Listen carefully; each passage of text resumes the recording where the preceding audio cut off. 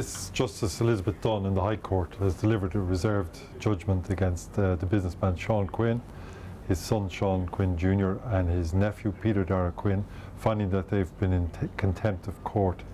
And she has said that she will say on Friday what is to happen as a result of her finding that they are in contempt of court. It's in a case that was taken in the last law term by the Irish Bank Resolution Corporation, which incorporates Anglo Irish Bank.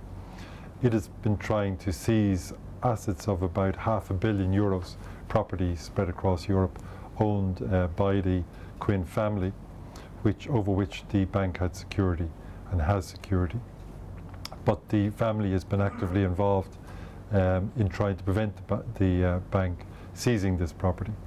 The High Court last year, at the prompting of the bank, instructed the family to stop in their activities in their efforts to stop the bank seizing these assets.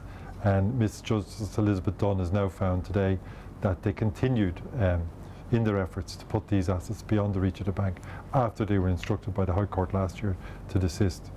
Furthermore, she's also found in relation to all three of the individuals that their evidence to the court was untruthful, not believable, and that it was not credible.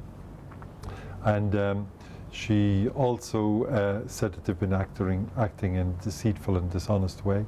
And she also said that the activities they've been involved in are about as far from honourable as it's possible to imagine.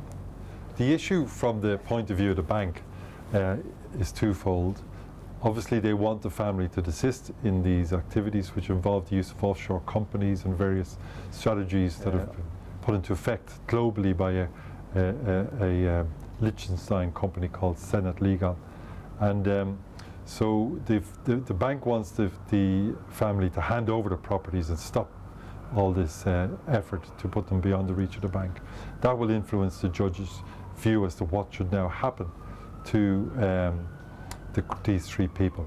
The judge wants the three individuals to do what they can, and the family generally to do what they can, to help the bank assert its control over these properties.